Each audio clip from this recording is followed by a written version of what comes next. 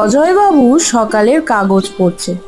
গিন্নি, বলছি সকাল হয়ে গেল তো, এখনো চা এনে দিলে না? তা বলি চাটা কখন আনবে শুনি। শ্রী মাধবী এক কাপ চা এনে বলল, এই নাও তোমার চা। হ্যাঁ হ্যাঁ, দাও দাও। চাটা রেখেই মাধবী আবার রান্নাঘরের দিকেই যাচ্ছিল। তখন অজয়বাবু তাকে ডেকে বলল, আহা, আবার কোথায় চললে? কোথায় আবার? রান্নাঘরে। সারাক্ষণ তো রান্নাঘরে থাকো, বসো তো এখানে, একটু গল্প করি তোমার সাথে। এখন গল্প করতে বসলে রান্নাটা কে করবে শুনি? তুমি তো আর আমার জন্য দুটো চারটে কাজের লোক রেখে দাওনি। আহা, রেগে কেন যাচ্ছ? আমি তো তোমার কথা ভেবেই বললাম, কতদিন হয়ে গেল তুমি তোমার বাড়িতেও যাওনি, আর আমিও আমার শ্বশুর বাড়িতে যাইনি। পুরো মানুষ দুটো কেমন আছে, চলোই না গিয়ে একবার দেখে আসি তাদের। তো তোমার আবার হঠাৎ শ্বশুর বাড়িতে যাওয়ার মন হলো কেন? আর বলো না গিন্নি, বাজার করতে গিয়ে ওপাড়ার ঘোষবাবুর সাথে দেখা হলো। শুনলাম সেও নাকি শ্বশুর বাড়িতে গিয়েছে। আবার মাছ কিনতে গিয়ে দেখি দোকানদারও আসেনি।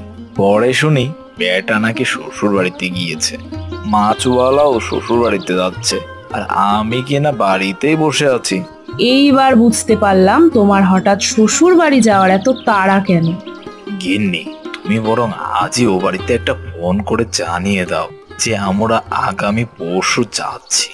বিকাল বেলা। কোথায় গেলে গো? একবার শুনে যাও দেখিনি।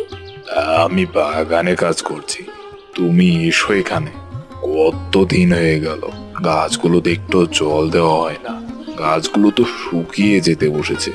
এগুলো থেকে সবজি হলে তো আর বাজারে যাওয়া লাগে না।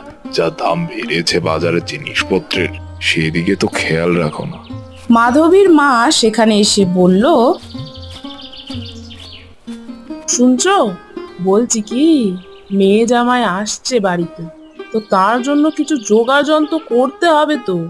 জামাই আসবে শুনে নরেশবাবুর চোখ কপালে, মনে মনে ভাবলো, জামাই জামাই আসা মানে তো আবার এত এত খরচ।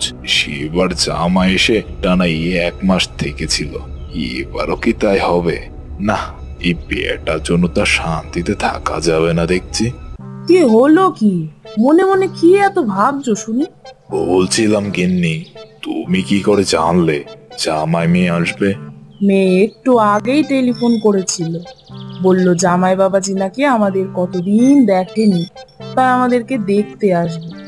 এর জন্য আবার কষ্ট করে আসার কি দরকার? আমরা না হয় গিয়ে 2 দিন থেকে আসতাম। তোমার জামাই বাবাজি তো একবার এ বাড়িতে এলে নিজের বাড়িতে যাওয়ার নামই নেয় না। এই এই যে শুরু হয়ে গেল কিপটে বুড়োর কিপটাম। বলি, তোমার 10টা না 5টা না একমাত্র জামাই, তাকে নিয়েও এমন করবে তুমি? আহা, আমি আবার কি করলাম বলো তো দেখি। তোমাকে আর কিছু বলতে হবে না, যাও যাও বাজারে গিয়ে ভালো বড় দেখে মাছ কিনে আনবে। জামাই বাবাজি মাছের মাথা খেতে বড্ড ভালোবাসে। শুধু মাছের মাথাই নয়, সেই সাথে আমার মাথাও। কিছু বললে নাকি তুমি? না না, কিছু বলিনি তো। তুমি বলো কি কি আনতে হবে।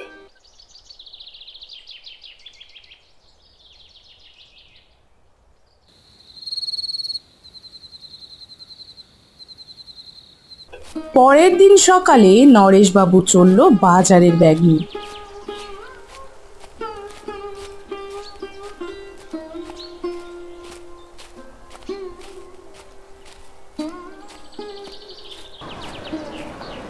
মাছের দোকানে গিয়ে বলল,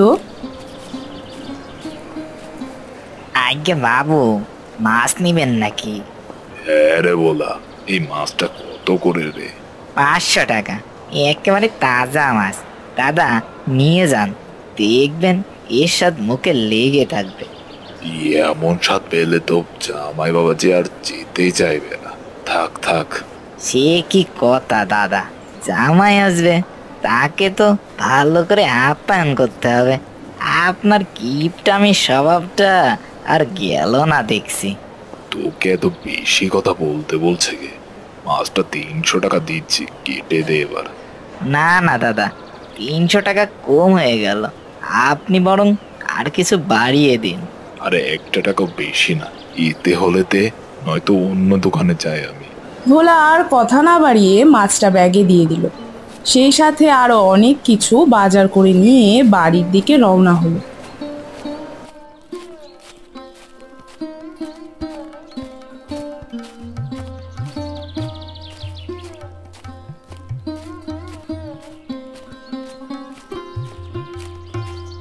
বাড়িতে গিয়ে বাজারের ব্যাগটা হাত থেকে বারান্দায় রাখলো।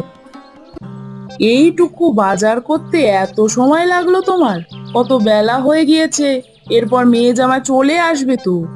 বলতে বলতেই শুনতে পেল কে যেন বলছে, আপনাকে আর চিন্তা করতে হবে না শাশুড়ি মা, আমরা চলে এসেছি। এসো বাবা এসো, তোমাদের জন্যই তো অপেক্ষা করছিলাম। কতদিন হয়ে গেল আপনাদেরকে দেখিনি, তাই ভাবলাম কদিন ঘুরে আসি, তাই চলে এলাম। তা জামাই বাবা কতদিন থাকবে বলে ঠিক করেছো? বাবা এবারে আর বেশি দিন থাকা হবে না, তা 15 মতো থাকতে পারবো। পরের বার এসে একবারে না হয় 1 মাস থেকে যাব। ঠিক আছে বাবা, তুমি এসো, হাত মুখ ধুয়ে বসো, আমি তোমার জন্য একটু শরবত করে আনি। এতটা পথ এসেছো, আয় মায়, আমার হাতে হাতে একটু সাহায্য করে দিবি। এরপর মাধবী আর ওর মা চলল রান্নাঘরের দিকে। রান্নাঘর থেকে দারুণ দারুণ খাবারের গন্ধ আসতে লাগলো। আহ কি ভালোই না গন্ধ বেরিয়েছে, গন্ধেই তো আমার পেটটা ভরে যাচ্ছে। নিশ্চয়ই খাবারগুলো খুব সুস্বাদু হয়েছে, আর এই জন্যই তো শ্বশুর বাড়িতে আসার লোভ সামলাতে পারি না। এমন যত ভালো ভালো খাবার, উফ ভাবতে মজা লাগছে, কখন যে খাবারটা আসবে। এসব ভাবতে ভাবতে জামাই বাবাজি এসো এসো, গরম গরম খেয়ে নাও। জামাই মনে মনে বলল, এই জন্যই তো অপেক্ষা করছিলাম, যাক এবার কবজি ডুবিয়ে খাবো।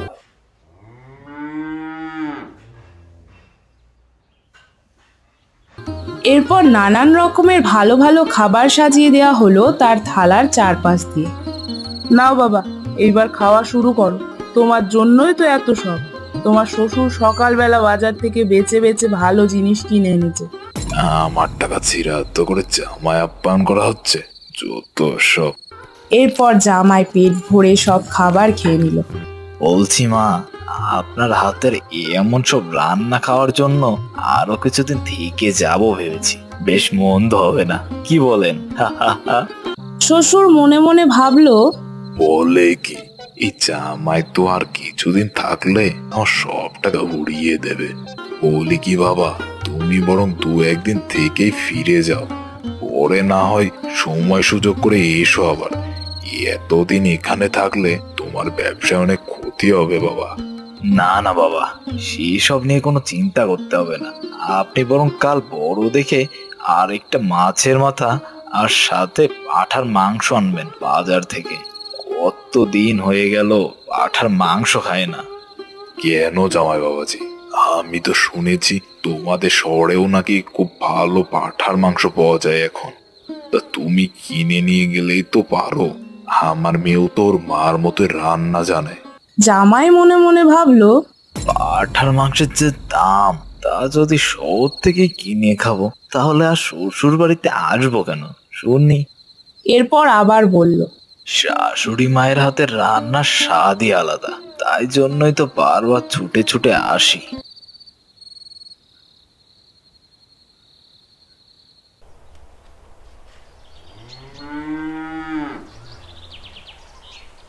এদিকে নরেশবাবু আর কিছু না বলে আবার গেল মাছের বাজারে। পথেই দেখা হলো অমলের সাথে। বলল, কি দাদা, কোথায় চললেন? এদিকে মাছ বাজার ছাড়া আর কি বা আছে বলো দেখি। আহ চেয়েছ কেন দাদা এত? আর মুখ শুকনো লাগছে কেন তোমার? আর বলো না ভাই অমল, বাড়িতে জামাই এসেছে। বাহ, জামাই এসেছে, এটা তো ভালো খবর, কিন্তু তা নয় তোমার মুখ শুকিয়ে গিয়েছে একবারে। ব্যাপার কি বলো তো দাদা? জামাই এসেছে 3 দিন পার হয়ে গেল, তবুও যাওয়ার নাম নেই। একবার বলছে 10-15 দিন থাকবে, কিছুদিন আগে এসেও থেকে গিয়েছে। শাশুড়ির এমন আদর যত্ন পেলে কেই বা যেতে চাইবে বলো? বাজারের যা দাম জিনিসপত্রের, আর জামাই বাবাজি রোজ কিছু না কিছু খাবারের আবদার লেগেই আছে। তাহলে তো সমস্যাটা জটিল। তা কি করবে ঠিক করেছো? কি যে করব সেটাই তো ভেবে কোল পাচ্ছি না। অমল একটু ভেবেই বলল, তুমি যদি বলো তবে আমার কাছে একটা বুদ্ধি আছে। বুদ্ধি? কি বুদ্ধি বলো দেখি। তাহলে শোনো। এরপর অমল নরেশের কানে কানে বলল বুদ্ধিটা শুনে নরেশ বলল, বেশ ভালো একটা বুদ্ধি বের করেছো তো, তাহলে বরং আমি এখন যাই। এরপর নরেশ বেশ খুশি মনে বাড়িতে ফিরে গেল।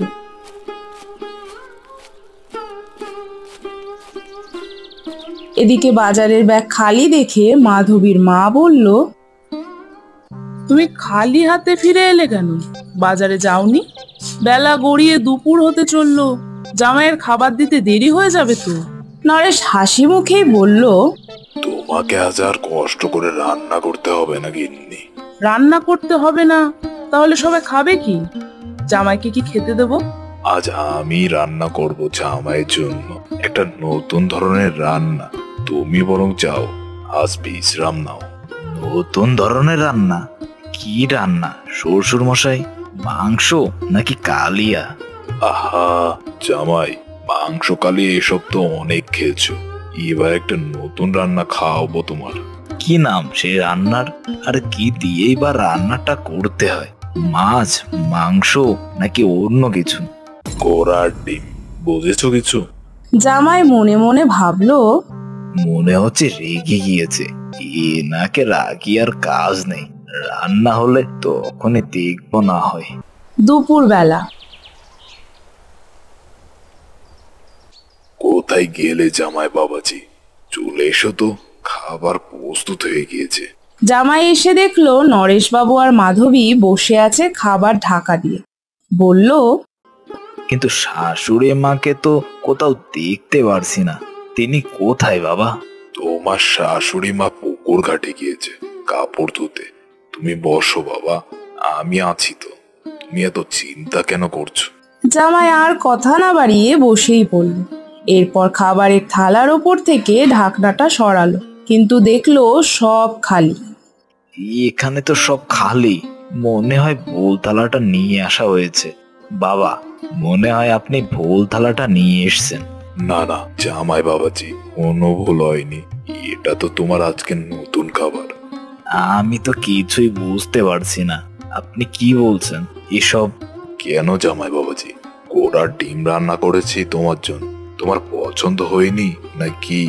আসলে রোজ রোজ এত ভালো ভালো রান্না খাচ্ছ, তাই ভাবলাম আজ একটু হালকা কিছু খাওয়াই তোমাকে।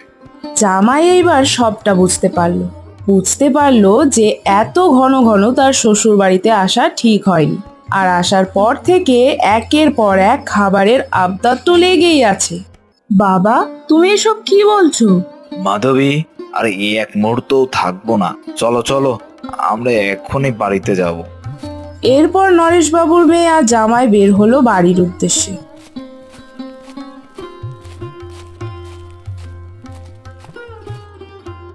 এদিকে নরেশবাবু মনে মনে ভাবলো, যাক, পিটুক জামাইটা পিদেই হয়েছে। যাই, এবার আমার আর আমার কিন্নির জন্য এবার রান্নাটা চাপিয়ে দিই, নয়তো কিন্নি এসে শুনলে আমাকে আস্ত রাখবে না। তো বন্ধুরা, কেমন লাগলো আমাদের আজকের এই গল্পটি? ভালো লাগলে অবশ্যই আমাদের চ্যানেলটিকে সাবস্ক্রাইব করে দিও। ধন্যবাদ।